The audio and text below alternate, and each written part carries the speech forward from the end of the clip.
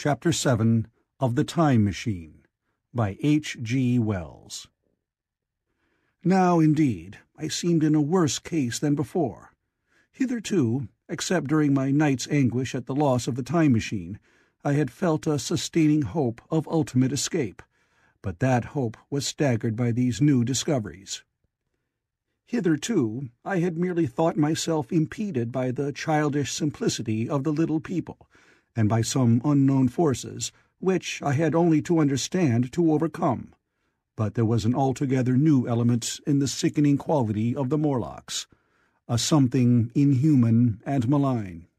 Instinctively, I loathed them. Before, I had felt as a man might feel who had fallen into a pit. My concern was with the pit and how to get out of it. Now I felt like a beast in a trap, whose enemy would come upon him soon. The enemy I dreaded may surprise you. It was the darkness of the new moon. Weena had put this into my head by some at first incomprehensible remarks about the dark nights. It was not now such a very difficult problem to guess what the coming of dark nights might mean. The moon was on the wane. Each night there was a longer interval of darkness. And now I understood to some slight degree at least the reason of the fear of the little upper-world people for the dark. I wondered vaguely what foul villainy it might be that the Morlocks did under the new moon. I felt pretty sure now that my second hypothesis was all wrong. The upper-world people might once have been the favored aristocracy, and the Morlocks their mechanical servants, but that had long since passed away. The two species that had resulted from the evolution of man were sliding down towards, or had already arrived at, an altogether new relationship. The Eloi, like the Carolingian kings, had decayed to a mere beautiful futility. They still possessed the earth on sufferance, since the Morlocks, subterranean for innumerable generations, had come at last to find the daylit surface intolerable. And the Morlocks made their garments, I inferred, and maintained them in their habitual needs, perhaps through the survival of an old habit of service. They did it as a standing horse paws with his foot, or as a man enjoys killing animals in sport, because ancient and departed necessities had impressed it on the organism. But clearly the old order was already in part reversed. The nemesis of the delicate ones was creeping on apace.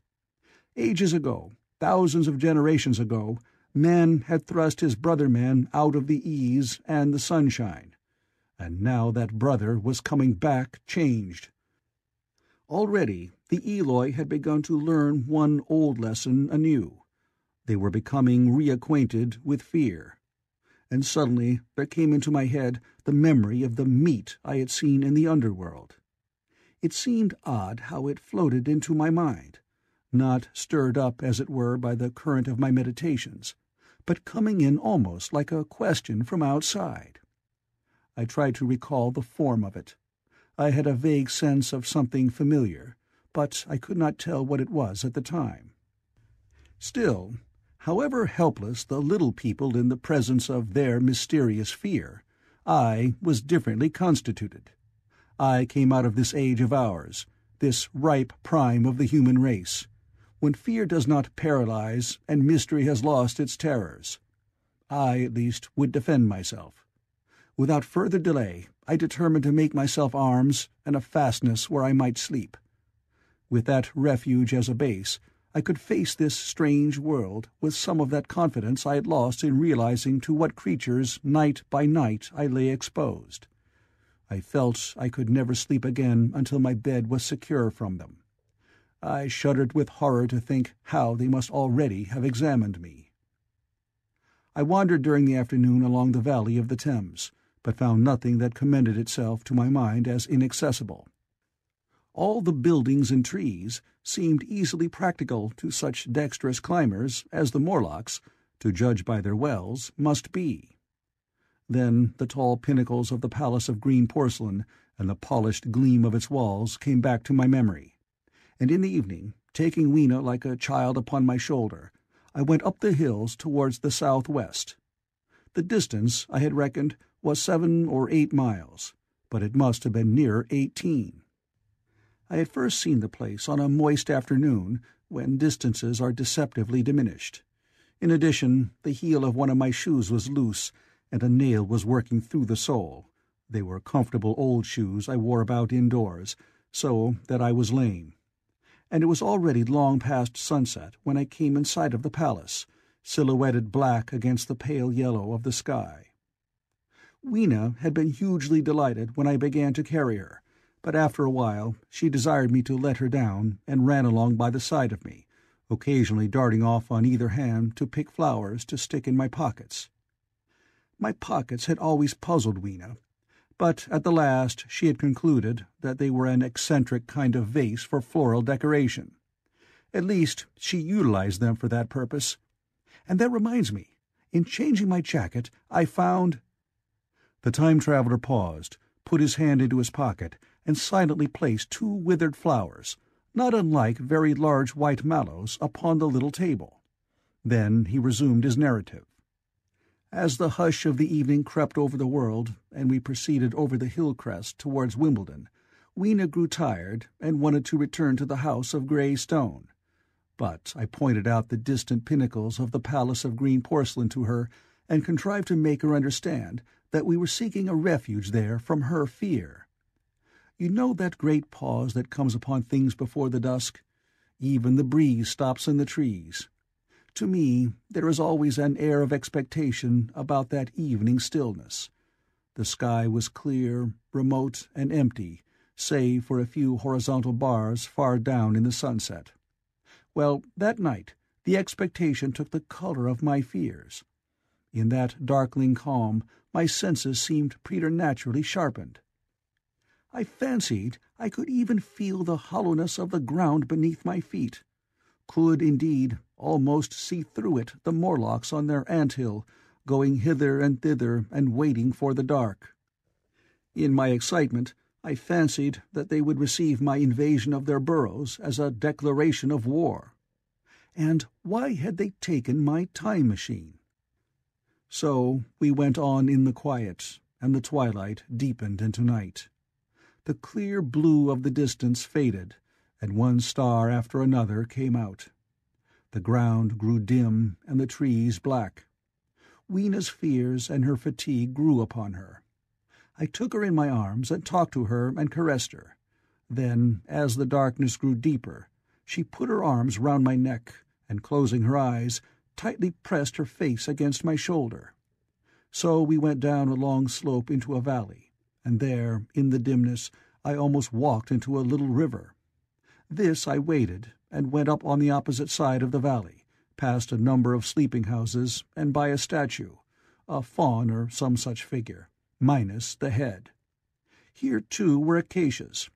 So far I had seen nothing of the Morlocks, but it was yet early in the night, and the darker hours before the old moon rose were still to come. From the brow of the next hill I saw a thick wood spreading wide and black before me. I hesitated at this. I could see no end to it, either to the right or the left. Feeling tired, my feet in particular were very sore, I carefully lowered Weena from my shoulder as I halted, and sat down upon the turf. I could no longer see the Palace of Green Porcelain, and I was in doubt of my direction. I looked into the thickness of the wood and thought of what it might hide. Under that dense tangle of branches one would be out of sight of the stars. Even were there no other lurking danger, a danger I did not care to let my imagination loose upon, there would still be all the roots to stumble over and the tree-boles to strike against. I was very tired, too, after the excitements of the day, so I decided that I would not face it, but would pass the night upon the open hill. Weena, I was glad to find, was fast asleep. I carefully wrapped her in my jacket and sat down beside her to wait for the moonrise. The hillside was quiet and deserted, but from the black of the wood there came now and then a stir of living things. Above me shone the stars, for the night was very clear. I felt a certain sense of friendly comfort in their twinkling. All the old constellations had gone from the sky, however. That slow movement which is imperceptible in 100 human lifetimes had long since rearranged them in unfamiliar groupings. But the Milky Way, it seemed to me, was still the same tattered streamer of stardust as of yore. Southward, as I judged it, was a very bright red star that was new to me. It was even more splendid than our own green Sirius. And amid all these scintillating points of light, one bright planet shone kindly and steadily, like the face of an old friend. Looking at these stars suddenly dwarfed my own troubles and all the gravities of terrestrial life. I thought of their unfathomable distance, and the slow, inevitable drift of their movements out of the unknown past into the unknown future. I thought of the great precessional cycle that the pole of the earth describes. Only 40 times had that silent revolution occurred during all the years that I had traversed, and during these few revolutions all the activity, all the traditions, the complex organizations, the nations, languages, literatures, aspirations, even the mere memory of man as I knew him, had been swept out of existence. Instead were these frail creatures, who had forgotten their high ancestry, and the white things of which I went in terror. Then I thought of the great fear that was between the two species, and for the first time, with a sudden shiver, came the clear knowledge of what the meat I had seen might be. Yet it was too horrible. I looked at little Weena sleeping beside me, her face white and star-like under the stars, and forthwith dismissed the thought. Through that long night I held my mind off the Morlocks as well as I could, and whiled away the time by trying to fancy I could find signs of the old constellations in the new confusion. The sky kept very clear, except for a hazy cloud or so. No doubt I dozed at times. Then, as my vigil wore on, came a faintness in the eastward sky, like the reflection of some colourless fire, and the old moon rose, thin and peaked and white. And close behind, and overtaking it, and overflowing it, the dawn came, pale at first, and then growing pink and warm. No Morlocks had approached us. Indeed, I had seen none upon the hill that night. And in the confidence of renewed day, it almost seemed to me that my fear had been unreasonable. I stood up and found my foot with the loose heel swollen at the ankle, and painful under the heel, so I sat down again, took off my shoes, and flung them away. I awakened Weena, and we went down into the wood, now green and pleasant, instead of black and forbidding. We found some fruit wherewith to break our fast. We soon met others of the dainty ones, laughing and dancing in the sunlight, as though there were no such thing in nature as the night. And then I thought once more of the meat I had seen. I felt assured now of what it was, and from the bottom of my heart I pitied this last feeble rill from the great flood of humanity. Clearly, at some time in the long ago of human decay, the Morlocks' food had run short. Possibly they had lived on rats and such-like vermin. Even now, man is far less discriminating and exclusive in his food than he was, far less than any monkey. His prejudice against human flesh is no deep-seated instinct. And so, these inhuman sons of men— I tried to look at the thing in a scientific spirit. After all, they were less human and more remote than our cannibal ancestors of 3,000 or 4,000 years ago. And the intelligence that would have made this state of things a torment had gone. Why should I trouble myself? These Eloi were mere fatted cattle, which the ant-like Morlocks preserved and preyed upon, probably saw to the breeding of. And there was Weena dancing at my side. Then I tried to preserve myself from the horror that was coming upon me, by regarding it as a rigorous punishment of human selfishness. Man had been content to live in ease and delight upon the labors of his fellow man, had taken necessity as his watchword and excuse, and in the fullness of time necessity had come home to him.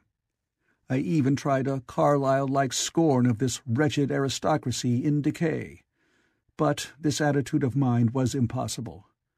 However great their intellectual degradation, the Eloi had kept too much of the human form not to claim my sympathy, and to make me perforce a sharer in their degradation and their fear. I had, at that time, very vague ideas as to the course I should pursue. My first was to secure some safe place of refuge, and to make myself such arms of metal or stone as I could contrive. That necessity was immediate. In the next place, I hoped to procure some means of fire, so that I should have the weapon of a torch at hand, for nothing, I knew, would be more efficient against these Morlocks. Then I wanted to arrange some contrivance to break open the doors of bronze under the White Sphinx. I had in mind a battering-ram. I had a persuasion that if I could enter those doors and carry a blaze of light before me, I should discover the time machine and escape. I could not imagine the Morlocks were strong enough to move it far away. Weena I had resolved to bring with me to our own time, and, turning such schemes over in my mind, I pursued our way towards the building which my fancy had chosen as our dwelling. End of Chapter 7.